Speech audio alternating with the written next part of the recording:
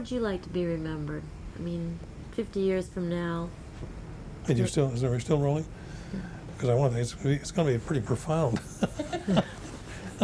In 5 minutes or less.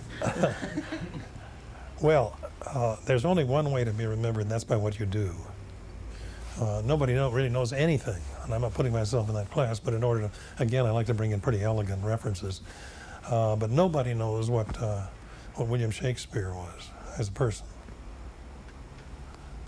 What you remember is what he wrote.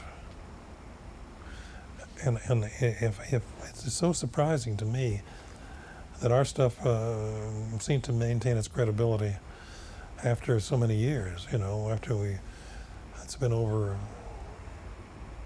almost 60 years since it's been over 50 since I started directing. It's so astonishing to find that this stuff is still credible, and yet is not thought of as many of the early live-action films were as being artifacts. Apparently the cartoons are still credible to oncoming generations, and they maintain that love and respect for those cartoons from the time they first recognized them as little kids up until the time. I don't know what the other end is. I've never been able to find it myself. I'm still very fond of them, and I can still, fortunately, time gives you one advantage is you can sometimes look at some of your films without wincing. And that's very helpful.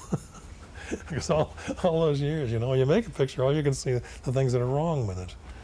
And I think it usually takes 3 to 4 years before you can look at it fondly and say, well, it wasn't the best I could do, it was the best I could do at the time. Yeah, I'd love to be. I wish people could remember me, but I can't see any reason why they should.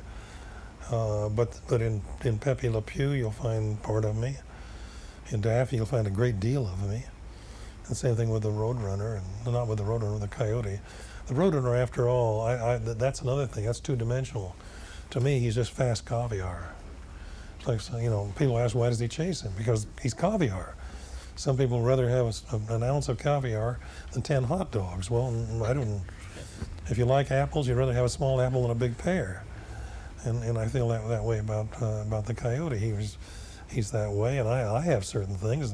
The Grinch hates Christmas. He doesn't hate Easter. He doesn't hate all holidays. He's selective. Like all great villains are selective, you know. Yosemite Sam hates rabbits. Nobody ever asks why he hates rabbits. He just hates rabbits, right? Sylvester, his caviar is Tweety Bird, right? And so on. So I don't know. Times like this, I'd like to have a profundity, but in a way it implies that I'm, then you say, how do I want to be remembered? It seems to imply there'll be a time when the only thing left of me will be a remembrance, and I'm not quite prepared for that yet.